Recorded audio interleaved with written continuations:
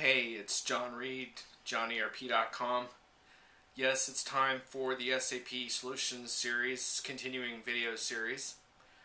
And I want to talk with you about an issue that we really haven't gotten out on the table yet in the series properly, I don't think, which is the whole notion of lead generation and how it fits into an overall content strategy.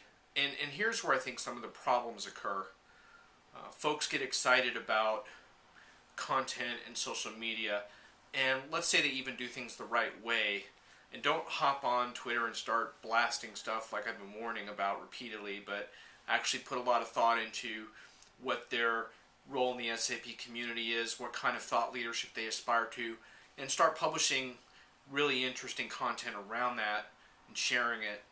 And as a result, web traffic to your site will increase if you make it possible to share that content easily and engage in conversation around it. You will see an increase in traffic, but an increase in traffic and qualified leads are obviously two different things. Now, there is a relationship there to some degree, but it might not be perfect. For example, you might be getting a lot of traffic on your website from overseas once you start giving content away, and maybe that's not really your target market, etc.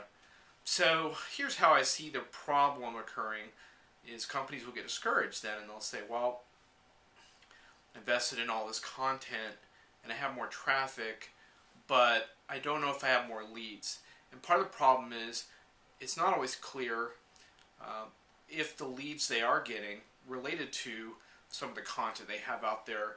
And there are things you can do to put in place on your website that can help you to track that. But it's not always perfect, even if you do, because someone might have seen you on Twitter and they might not think to mention it, and so it goes. And unless you really do an in-depth evaluation of how your customers ran into you and how they warmed up to the sale, a lot of times these sort of content, the role of content in building trust, can be overlooked and underestimated. And that's a fact, and we have to respond to that by measurement, which is sort of another video. But right now I want to talk a little bit about lead generation specifically. Now, in terms of this problem of we got a ton of traffic but we don't have any leads, what do you do about that? Well, I think there's a couple things that you can do about it. One is, obviously, you want, in addition to creating ways of people to subscribing to your channel and following you and all that stuff, you might not get much information out of that except an email address, perhaps. That might not tell you enough about the role of the person.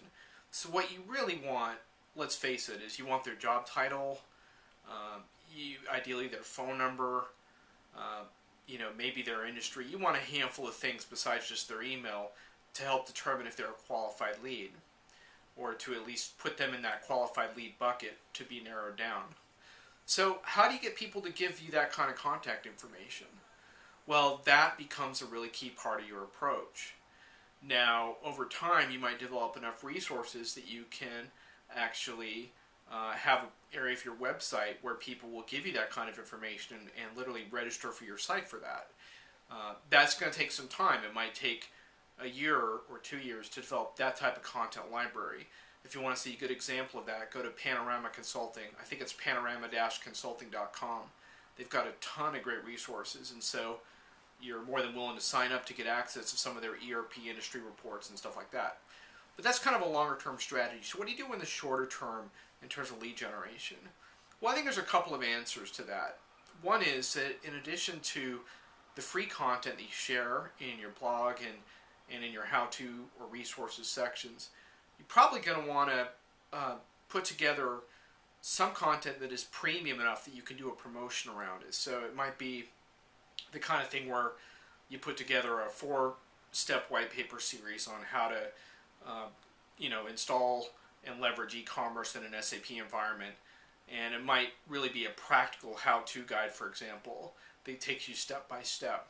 The reality is that some people are really willing to sign up for that information, and they're willing to give you that. They're willing to give you their name, job title, phone number, and stuff like that. Another obvious option is the webinar series, where people will give up that kind of contact information usually for a free webinar. So once again, it's not simply a matter of paid or free. There are these graduations, and mastering those graduation between those two is really the key. You might need to partner with other firms in order to fully leverage these strategies. You might even need to pay firms to send out promotional emails in order to get enough eyeballs on that content to get fresh leads. I would really caution you against buying lists on the black market list exchange, because they're just not good lists. In fact, most of those lists really stink. But there are partners, and you can look into it, everything from Tech Target to possibly ASUG. You'd have to talk with them and see if it fit into their membership criteria, or user groups like them. ERP Tips.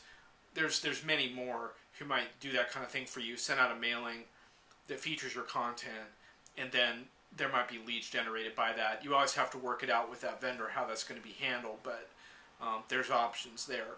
So what that does for you is it kind of jump starts that lead generation process and gives you time for the other free content around that to start developing more traction and more traffic, and for you to put the measurements in place to measure all that traffic and what's happening. But in the meantime, you want these injections of contacts. Now, just because you have someone's job title doesn't mean you have a qualified lead.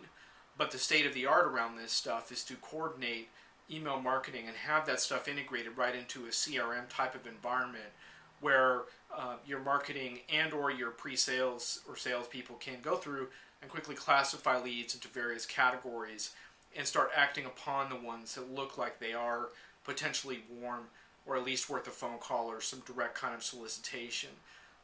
Make no mistake, those kinds of solicitations will probably be necessary if you're in the SAP Solutions world. So to me, those are some of the tactics. It doesn't mean that building a high traffic website doesn't work. It just means that a lot of times when you're trying to sell the value of a content strategy, you're going to deal with some people who are more impatient.